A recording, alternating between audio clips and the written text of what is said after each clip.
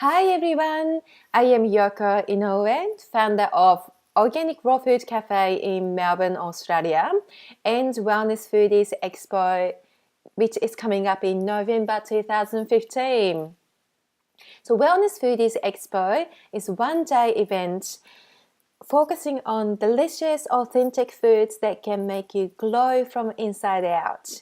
If you appreciate healthy food that is made consciously and ethically, this event is for you. I usually post raw organic food recipes on this channel, but I have something quite special for you today. I am joined by someone who I have so much respect for in this wellness food community. Pana from very successful raw chocolate company Pana Chocolate is here with us today. If you don't know Pana Chocolate, they are organic, raw, handmade and hand-wrapped chocolate bars that you can get from all over the world, and they are joining us at the expo. Pana is expanding really fast while keeping the ethical practice, and it's still handmade. So, not many companies can do this, right? I feel like Pana Chocolate represents Pana himself a lot. I have a pleasure of meeting him in the past a couple of times and getting to know him a little. His passion, ambition, and love for his products, growth of the business, as well as for people, community, and the environment really comes through. And I think that is the secret behind Pana Chocolate. But I am so excited to find more about himself and where Pana Chocolate is going. So thank you so much, Pana, for joining me. Pana Chocolate is just,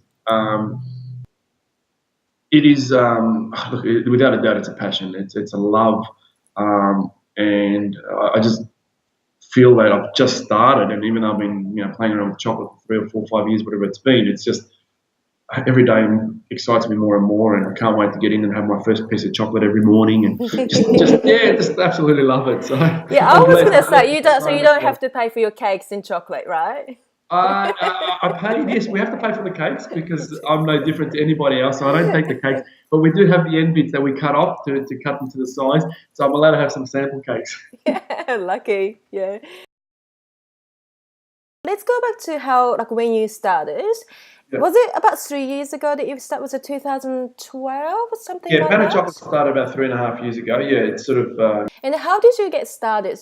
I was in the transition. I was coming out of redefining how I had practiced myself, in business over the years, and it really goes back even further where I had a lot of pattern programming. I come from migrant parents who had really sort of taught me amazing things and gave me so much love, and I would never change them for the world. But they were very pattern programmed, very culturally. They come from a European background, so food was the expression, and so the passion for food was always there, and it was either wood.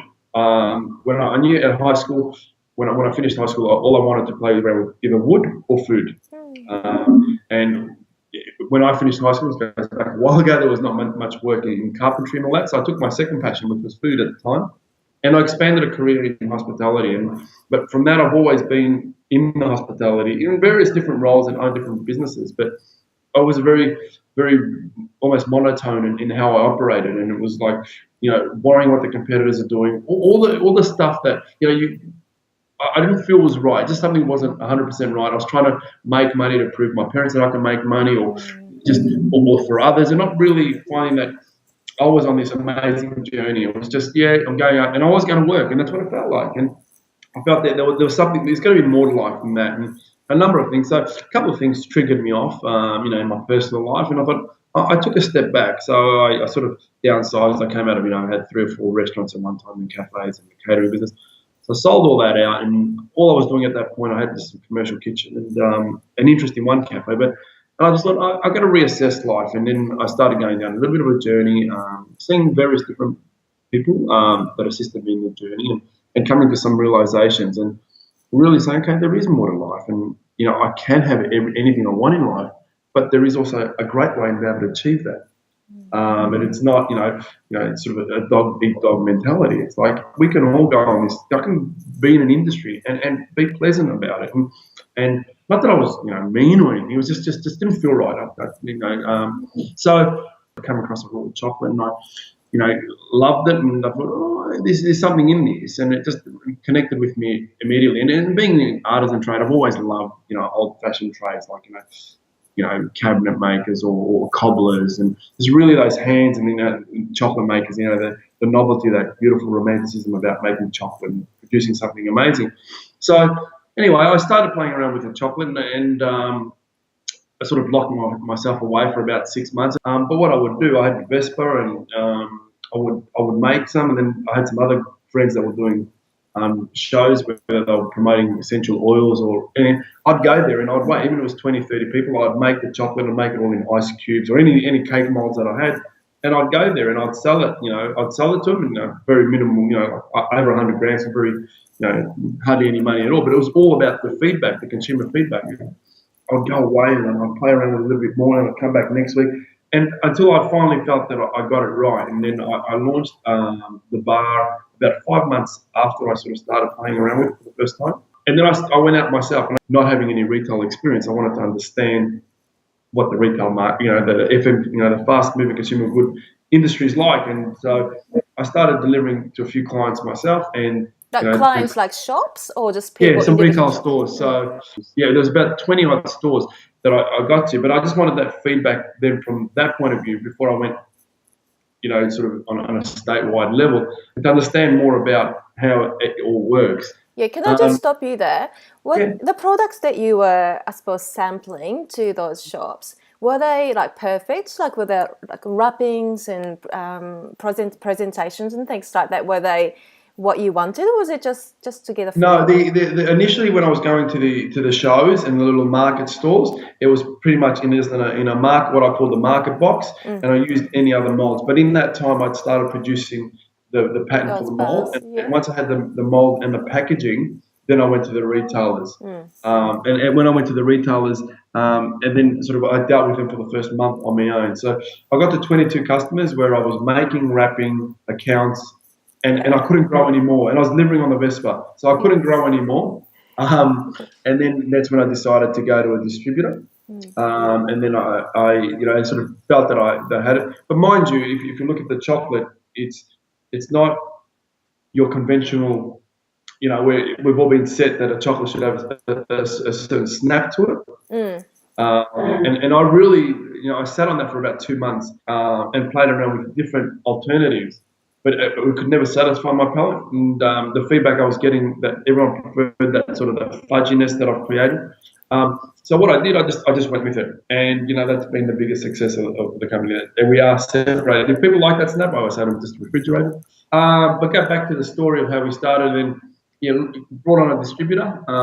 So we went from I turned over that January, for example, I turned over $2 for that month, and then by July we turned over a few hundred, and then by August, we hit the thousands, and then we went national by September of the first year. So quite a sort of an ambitious launch. There's many different reasons, because I thought look, we weren't the number one raw organic chocolate company in the marketplace either, and we had and it was never about what anybody else is doing from the outset. For me, it was like, okay, this is I feel this is a great product, and it's all about the gluten-free, the refined sugar-free, the handmade element, and the rest of it.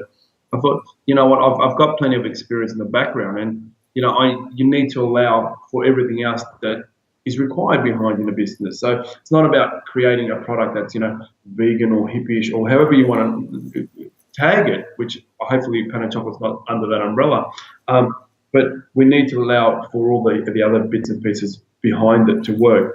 And it wasn't, so we came on the marketplace, for example, which is the number one, which is an unbelievable great raw chocolate on the marketplace. And I think their 45 gram bar was $4.75, for example, recommended.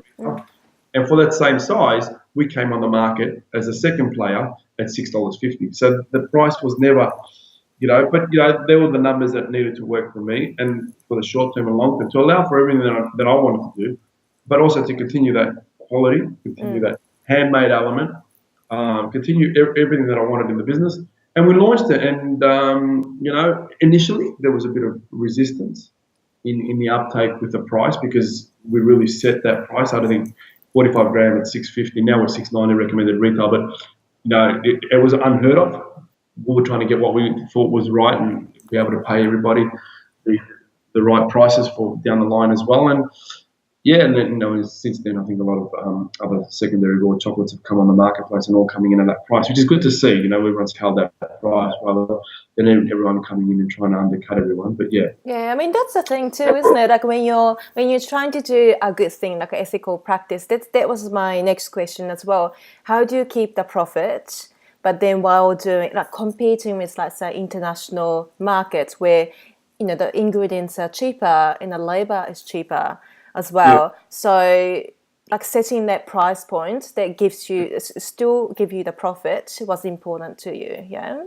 Yeah. Look, I mean, profits. Without profit, and we don't. I've been in businesses before where it's all about the cash flow, and you're playing around with a few cents per item, and it's the margin of error is too high. And I used to service Melbourne Airport and big places that I worked with in the past, and it was just too tough to make it work, and it wasn't pleasant, and I didn't want that, and that's why we made a decision early on. I wasn't going to go in the majors because one, I wanted the whole brand and the products about your local store, your organic store, you're really having relationships and getting to know people, and two, we weren't going to compromise on our price. So we sell the same price to everybody, so nobody gets a different price. We don't have that inconsistency out in the marketplace. So it's really important because we just didn't want to compromise on many areas, on the packaging, with the vegetable soy inks, to the recycled element. And the packaging is all Australian. So one of the things that I really wanted to work on is having Australian packaging because all of our ingredients are imported. So how can we support back in Australia is do that. Then to answer your question further in how do we do it in different markets, well, what I've done to understand different markets is I've actually priced it according to that market. So to establish my market, I've gone and looked at the prices in Europe and for ingredients and the labour and factored what it would cost me to make a chocolate bar there and priced it accordingly with the intention of making it there. Yes, because the price of the labour would be quite different there, wouldn't it? Yeah. It's quite different. And then the same with the US. So taking all that into consideration because, Pana Chocolate's plan is we've got Australia, which services all of Asia, Europe that will service Middle East and Africa and Europe, and then North America that will service all of North America. So that's all been taken into consideration because that's the dream and that's the goal. So you have the factories in, let's say, Europe and Asia and different places now, or do you actually still do you still make chocolate here and then? Oh no, we'll always make it in Australia. I'll never take that offshore. Okay. I won't say never, but I mean, there's definitely no plans for that. And then we'll make in the UK as well, and then we'll make in North America. So we'll make in 3 locations around the world. Yeah. God, that's so exciting, though, isn't it? It is quite exciting. But, how do you keep the quality high? Because all the chocolate bars are made in Melbourne. Melbourne, yeah. The 2 shops, the shops are actually separate business from the bars. They've got their own operations team, their own chefs. So there's no crossover other than the fact that the same brand. There's more crossover from a hierarchical point of view, from marketing or HR, events coordinators. At a ground level, it's got its own team, which is great. I've got operations teams from both entities that really work closely together, which is brilliant. So we keep them quite separate. So the shops in themselves only make a variety of bars that sort of we're testing ingredients and want to play around with different sort of promotions. They don't actually make any of the bars. The shops actually, our own shops buy from our warehouse. Okay. Yeah, but how do you try to keep the quality high? For we set a standard. We hire the best. We don't compromise. We don't also stand over the people and really expect. You got to make 15,000 bars a day when they can only make 12,000 bars a day. So we just we sort of really relax that atmosphere. It's to us it's more about the quality and so. Yeah, I've been fortunate. We set some, obviously some systems in place as best we can to Yeah. create those. And that's before we start making it in the UK. There's a big project that we're trying to undertake at the moment to keep that consistency. And we're a handmade product, so I won't put our product through the machines and even the hand wrapping. So, we keep that simple in that ways, but also that can be quite difficult because it's just quite labour intense, but also space is at a premium that you need to work with. So, yeah, look, we're quite fortunate today, and I think with the vision, we can still maintain. So why do you think people are responding so positively to your chocolate? Do you think it's just the handmade, like quality elements that people just love? Look, And the taste, of course. You can probably answer that question, but why do people? You just answered it. Well, why do people connect with my chocolate? I've set out from day one to do and be down this complete ethical and happy road and really enjoy it. And from our wrapping team to our dispatch team, there's always happiness. And then you're walking through a production and you see people are smiling. And I don't know, love I think they're handling food. And, it's like your mum's cooking. Your mum cooking always makes it with love. So it always tastes great. And, I don't want to use the very cliche word of love, but, I do feel that the energy that we put in the product is pretty high. It's pretty awesome. So, and it comes through. And we try to keep, every relationship with everybody, up there and try to, be, go on this path. And, we're just enjoying the whole journey, and I think that's coming through. So, because you've expanded quite fast, quite rapidly, were there any challenges because of that? I'm sure there were. Let's make a list. Where do you start? Like from personal challenges to business challenges, and like letting go. Like reality is like letting go of control, kind of thing. Or? Yeah, absolutely. It's like you've come from. I've come from a background where I've always had employees, but there's different areas, and there's only been 10, 12, maybe 15 at any given time. We're 70 plus staff now with some head of departments, so it's empowering the heads of departments, but also entrusting them that they got the company at heart, and they do, and like I'm learning that more and more every day, and I'm like, oh, this is easy. I can be anywhere and work, and these guys are doing a better job, and they do a better job when I'm not here anyway because of the pressure. So I mean that letting go. Maybe not as much this year. Last year was a big challenge for me for that. It's like, okay, you can make the decision, but then kind of standing over them on top of the computer. Well, you don't want that. So that's been one of the biggest challenges. The other challenge has been, and that's come from what I said earlier on about the pattern programming and believing. For a period of time, I didn't believe in myself. And I felt that I couldn't be successful or just embrace what I'm enjoying or experiencing. So what impact that had is that under planning and undervaluing the business meant that I would be a little bit more conservative in my decisions. So we're already at our third site.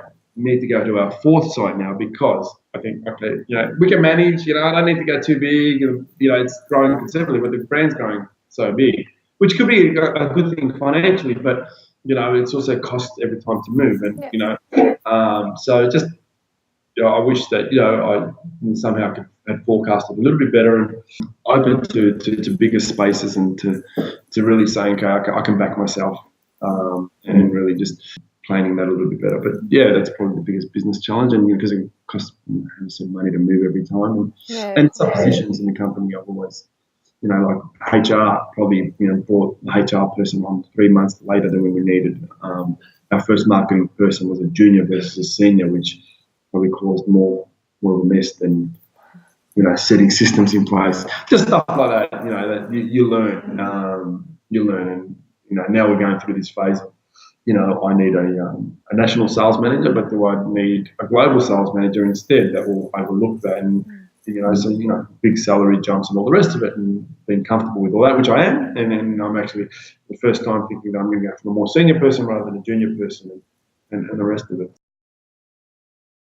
Hiring the right people, do you find that quite challenging as well? Like, Cami, how do you know that they are a good fit for your company? Look, I mean, how do you know? Like, you never know. Look, you do know when you're sitting across someone that you feel they're the right person for the brand. And this person's come into your life or world, and hey, whether it's 3 months, 6 months, or forever, you can only hope for the best and work with them.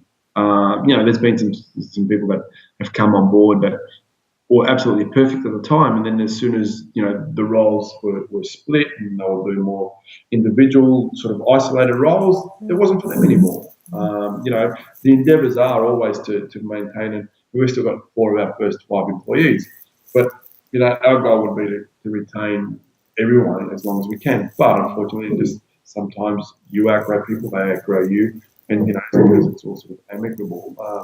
We've had our last two key people as national sales manager roles, both gone off and become distributors. One distributes the product, and the other one we're still in negotiations with. But and what do you do? Let's say they want to go out and be self-employed. I'm never going to hold anyone back as long as they're improving. If they're taking a side store, I say, hey, hold on a second, have you calculated it? But if they're improving and they're bettering themselves, or they're going back to school, or whatever they might want to be doing, I'm all of that. Yeah, great to hear. Do you have any support people, like in business as well as, like, say, personal life? Business, I always look up to people, that I've always done that. But I also, have also discovered that, mentors and people around you need all sort of different types. You need the ones that have been in that, sort of corporate space, and then you need the ones that have been in the spiritual space, and you need the ones in the family space, and whatever you feel. I generally will pick up the phone and call them. And sometimes, I've found many times, and even when I worked for a very short period of my working life, I always looked up to people and aspired to be them or be close with them. And then you realise, hey, what they do, I can do. And then you go to the next person. So, I always say, if you turn over 10 million, you're not going to use a mentor that turns over 10 million. You're going to go to the mentor that turns over 30 million. Because they're the ones that are going to teach you how to get there. And, so that's really important, that you sort of, just find the right people. And sometimes you have to pay for it. I'm never scared to pay for people's time, because I always believe you pay, you're going to get something back. If you sort of work on the freebie notion or favour, you're never going to get that full. Yeah, and you appreciate that advice more too, I would say. Yeah. When you pay. Yeah, I agree. Something for nothing doesn't always necessarily work. Yeah. Great. Because you seem pretty ambitious, and you seem like you know what you want from life and from the business. Were you always like that, or are you always like that? It's funny. Of late, I've been tracing back under a number of different ways. I've traced back to about 5, 6 years old. I discovered I wanted to be self-employed.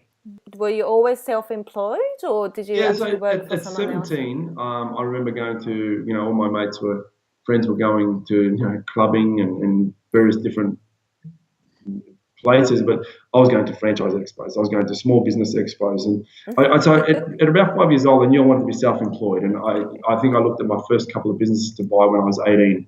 But I always had that drive. I was working in hospitality, and I was working for Jardine Matheson, who owned a couple of multinational franchise businesses. So I worked for them for about 2 or 3 years. I learned some amazing systems and things from them and corporate, but I knew that wasn't for me. I needed to be self-employed, but I didn't know what the exact journey was. I just knew that, like I said, and always a sort of entrepreneurial, sort of always looking at how I could, buy something, duplicate it, and sell it and make money. So it was, I always had that ambition and drive, but I didn't know why and what purpose that was going to serve me. It was just that I just wanted to do that, and maybe money was what I wanted, and that's sort of was a big topic at home. because mum and dad never had a lot of money. So I don't know whether that came from that. I'm still working on that. But 21, I became self-employed and worked throughout my 20s quite hard and a number of different businesses and missing the purpose of life. And it was in my 30s that I sort of started. I learned a lot, but it wasn't until my 30s that I sort of started, okay, well, there's got to be more to life. It's just something's not completely, I'm not happy. I was not happy, but it was just, there's got to be more to life that I can, there's got to be a purpose. So do you think you found your purpose through Pana Chocolate?